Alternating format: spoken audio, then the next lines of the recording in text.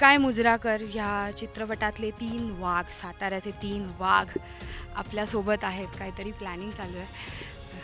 हो. नाही 3 वाघ म्हणजे आम्ही 2 वाघ, 1 वाघ तिकडे रिंग मास्टर आहे. अरे हा रिंग मास्टर आहे, राईट. ट्रेलर बघितला तर कळेल. रिंग मास्टर, विलन अशा बऱ्याच गोष्टी तू केल्यास आणि दिग्दर्शन केलंस. पहिलं म्हणजे ट्रेलर पाहिल्यावर मला तुला एक सांगावं असं वाटलं की कभी खुशी कभी गममधला बंगला बकिंगहम पॅलेस होता हे इथे दिसतंय. जर तुला आठवत असतील तर व्हिज्युअल्स सगळं आठवत पैसे भरले त्याचे नाही नाही नाही लाख रुपये होते. कळलं ना तुला मी काय म्हणते. काय म्हणतेस ते? आता मी तुम्हाला सांगतो यामागची कथा. आता तुम्ही ट्रेलरमध्ये एक डायलॉग ऐकताय, बोलवा तुमच्या राणीला बाहेर, सांगा तिला साताऱ्यावरनं 3 वाघ आलेत वगैरे, असं अनिकेत ओरडतोय. ह्याच्या पुढेही खूप काही डायलॉग्स आहेत जे स्क्रिप्ट आपल्याला जमा करायचं असतं लंडन गव्हर्नमेंटला शूट करताना. आणि बकिंगहम पॅलेस ॲक्च्युली शूट करण्यासाठी आम्ही ते स्क्रिप्ट तिथे सबमिट केलं इंग्लिशमध्ये ट्रान्सलेट करून. कॉल युअर क्वीन वगैरे हे सगळं जे चालू होतं. त्याच्यानंतर त्यांच्या प्रेस ऑफिसने असं सांगितलं की तुम्ही आमच्याच पॅलेसमध्ये येऊन आमच्याच राणीला शिव्या नाही घालू शकत, तुमचा सिनेमा ऑफिशियल जी पॅलेसेस आहेत तिथे नाही शूट होऊ शकत. सो त्या धर्तीवर शूट करण्यासाठी एक पॅलेस निवडायचा होता. तो पॅलेस आहे. आणि तुला तोच आठवला, कभी खुशी कभी गम.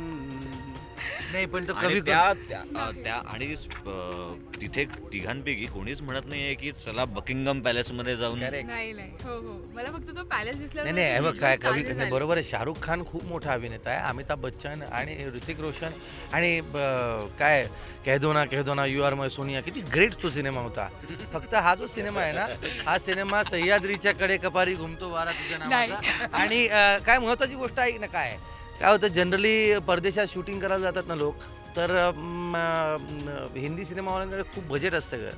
तुला माहिती ना हिंदी सिनेमाचं तिकीट किती असतं हल्ली, 500 आहे ना, 450. आणि मग त्यांचा धंदा होतो 400 कोटीचा.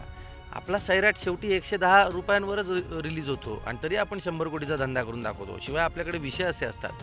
त्यामुळे एका मराठी सिनेमानं तिथपर्यंत जाणं लंडनमध्ये, त्याचं प्री प्लॅनिंग करणं, तिथे जाऊन ते शूटिंग करणं, 1 तास आपल्याकडे चालतं ग. हां 6 वाजले चला, आपण कामं करताना आपण म्हणतो 6 वाजले, 6ला 10 कमी, आता मला गेलं पाहिजे, असं कामं करताना आपण कार्यालयात म्हणतो. पण बाकीच्या ठिकाणी शूटिंग करताना जाऊ दे ना 15 मिनटं. तिथे 1 मिनिट वर गेला होता ना आणि आमच्या निर्मात्याला 4.5 लाख रुपये भरावे लागले. 1 मिनिट फक्त वरती गेला. आम्ही म्हणजे 1 मिनिट फक्त 4.5 लाख रुपये. तर ती गणितं फार वेगळी असतात. सगळ्यात मुद्दा महत्त्वाचा काय, तुम्ही त्या सिनेमातनं सांगताय काय. चित्रपटामध्ये एक डायलॉग आहे जो मला खूप आवडला. पहिलं तो म्हणजे तू म्हणतोस की नागरिकशास्त्र आपल्याला नेहमी 20च मार्काचं असतं. आणि हा फार महत्त्वाचा प्रश्न आहे आपल्या तरुणाईसाठी की इतिहास, भूगोल, नागरिकशास्त्र हे विषय सायन्स, मॅथ्सपेक्षा आणि इंग्लिशपेक्षा कधीच महत्त्वाचे ठरले नाहीत. आई बाबा सतत ह्याच टॉपिकवरती ओरडत असतात. तर तुम्ही त्याबद्दल काय सांगाल? असंच होतं? नाही मला वाटतं की आम्ही सब्जेक्ट जरी नागरिकशास्त्र सिलेबसमध्ये 20 मार्काचा असला तरीसुद्धा आपली जडणघडण होतच असते. एक माणूस म्हणून आपण बघतच असतो आपल्या आजूबाजूला काय आहे. आणि फायनली तेच आहे की आपल्याला किती त्या गोष्टी पटतायत आणि आपल्याला त्या गोष्टी किती विचार करायला भाग पाडतायत, आपल्याला त्या गोष्टी किती त्यासाठी हा बदल घडवून आणावा, ह्यासाठी काहीतरी पावलं उचलायला लागावीत. हे एक स्वतःचंच एक आत्मपरीक्षण असं आहे. त्यामुळे नक्कीच सिलेबस 20 मार्काचा जरी असला तरी तो शिकवला जायचा अर्धा तासच. जेव्हा जितक्या मॅथ्स, सायन्स शिकवलं जातं तो शिकवला जायचा अर्धा तासच. तर तो जो अर्धा तास आहे तो कितपत आपण जास्तीत जास्त रंजक आणि जास्तीत जास्त युटिलाइज करू शकतो. मुलांना ट्रेनिंग कशी द्यायची, काय नागरिकशास्त्रातनं सांगायचं याची ट्रेनिंग टीचर्सना देऊन तो एक बदल घडवण्याचा प्रयत्न केला तर होईल. मार्कांविषयी नाही पण पद्धती जी आहे, पद्धत जी आहे ती बदलण्याची गरज आहे. नक्कीच हेमंत, ही एक मोठी स्क्रिप्ट होती आणि जसं तू म्हणालास की ह्यामधला विषयही सध्या चर्चेचा विषय आहे. एक ज्वलंत विषय आहे आणि गरजेचा विषय आहे. हाच विषय तुझा पहिल्यांदा डोक्यात का आला, काय सांग? नाही, खूप दिवस डोक्यात होता. म्हणजे मी तुला सांगू, ह्या चित्रपटाचा विषय तसा 4-1 वर्षापूर्वी सुचलेला विषय. ज्यावेळी या स्मारकाची अनाऊन्समेंट झाली होती म्हणजे त्यावेळी असं चालू होतं की बघणं चालू आहे, जागा बघतायत, तर त्या जागा बघण्याचं बजेटच 40 कोटी झालं होतं. सो मला ना एकदा अशी माहिती करून घ्यायची की जागा बघण्यासाठी नेमका काय काय खर्च येत असेल. सोन्याच्या चपला घालाव्या लागत असतील किंवा वेगळं हिऱ्याचं हेलिकॉप्टर मागवावं लागत असेल, आय डोंट नो. पण जे काही खर्च झाले ते शोधण्यासाठी, तर 40 कोटी फक्त जागा शोधण्यासाठी खर्च झालेले होते. आणि तेव्हा माझ्या मनात असा प्रश्न आला की बापरे, 40 कोटी आहेत, इथे करायचं का इथे करायचं का इथे करायचं हे बघण्यासाठी यांच्याकडे. तर मग हे गड किल्ले रिपेअर करण्यासाठी खूप पैसे असायला पाहिजेत की यांच्याकडे. काय करूयात, कसा लिहूयात हा सिनेमा, काय करूयात. बजेट 500 कोटी, 600 कोटी, 900 कोटी, 1600 कोटी. माझ्या चित्रपटात मी वाढवून सांगितलं आहे 1600. जेव्हा स्क्रिप्ट ॲक्च्युअली लिहिलं तेव्हा 900 होतं, आता ते 3600 झालेलं आहे.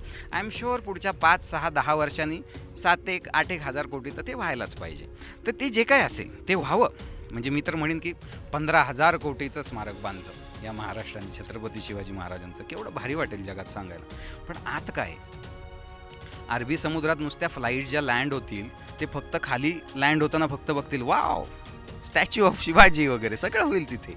पण आत जेव्हा ते चालायला येतील, थोडं पुढेच जाणीव होते सत्याची. धारावीची झोपडपट्टी दिसते, मग आपण उतरतो आणि मग आत आपण देश फिरायला लागू. तेव्हा छत्रपती शिवाजी महाराजांचा एवढा पुतळा जो आपण बघितला विमानातनं, त्यांनी हेच केलं होतं होय, हे फिलिंग येईल. अच्छा, म्हणजे हे असंच कुठले तरी दगड ठेवले होते, असंच काहीतरी बांधलं होतं का. सो हे फिलिंग नको यायला. तो पुतळा तिथे एवढा मोठा पाहिजे की त्या पुतळ्याकडे बघून भरून आला पाहिजे. आणि त्या माणसाचं कर्तृत्व काय हे जाणून घेतल्यानंतर तर अजून जास्त ते भव्य वाटायला पाहिजे. सो त्यामुळे आधी गड किल्ले झाले पाहिजेत, नंतर स्मारक झालं पाहिजे. जितेंद्र, किल्ला संवर्धन हा विषय जो आता तुम्ही ज्या लोकांचा सत्कार केला तिथे, एक चांगलं इनिशिएटिव्ह त्यांनी सुरू केलं आणि तुमच्या चित्रपटाचाही गाभा तोच आहे. तर यांच्या इनिशिएटिव्हबद्दल काय सांगशील तुला कसं? मी इतकंच सांगेन की ती माणसं फार महत्त्वाचं काम करत आहेत. फक्त मी कळकळीची विनंती करतो, जे कोणी किल्ल्यावर फिरायला येतात ते कुठल्याही जाती धर्माचे, भाषेचे, कुठल्याही प्रांताचे असो, येऊन निदान इथे कचरा तरी करू नका. तुम्ही संवर्धन करू शकत नाही तर तुम्ही निदान इथे येऊन घाण तरी करू नका, नाही का.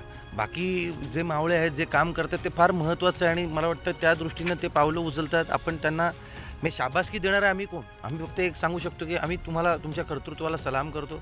तुम्ही जे काम करतात त्यासाठी आम्ही तुम्हाला वंदन करतो. आणि हेच तर या सिनेमाच्या माध्यमातून सांगायचं आहे.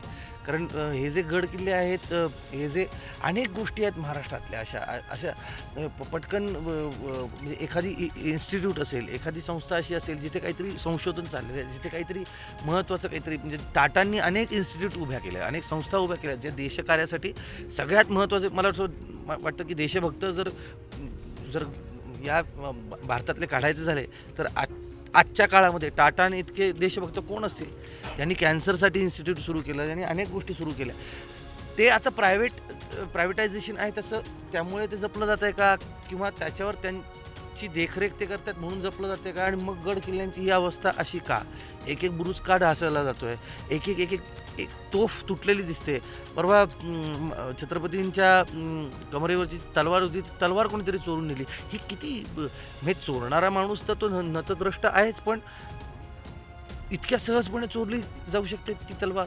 हे काय आहे हे मला समजू शकत नाही.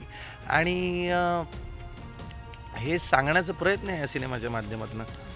नक्कीच थोडक्यात असंच म्हणावं लागेल की इतिहास चांगल्या पद्धतीने शिकवला गेला पाहिजे, तरच त्याचा मान ठेवणं आपल्याला. नाही बघा, काय ना, शिकवला गेला पाहिजे का ते, हो शिकवला गेलाच पाहिजे.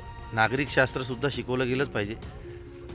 पण अनेक माणसं अशी सुद्धा असतात हो, जे कधीच कुठेच शिकलेले नाहीत. ते जे मावळे येतात सगळे गड किल्ले स्वच्छ करायला, ते काही नागरिकशास्त्राच्या परीक्षा देऊन पास झालेले असतील, त्यातले सगळे असं नाही आहे. BA MA MBA केलेली माणसं नाही आहेत. BA MA MBA केलेली अनेक माणसं पबमध्ये जाऊन नाचतात, तेही काही चुकीचं नाही आहे. प्रत्येकानं आपापली जीवनशैली जशी आहे तशी स्वीकारावी. शिकवलं गेलं नाही तरी शिकता आलं पाहिजे. अभिनयाचं असतं तसं, शिकवता येत नाही अभिनय, पण शिकता येऊ शकतो, तसंच आहे. थँक्यू सो मच आणि all the best for the movie. Cameraman फैजानसोबत श्वेतांबरा सावंत, राष्ट्रीय मराठी.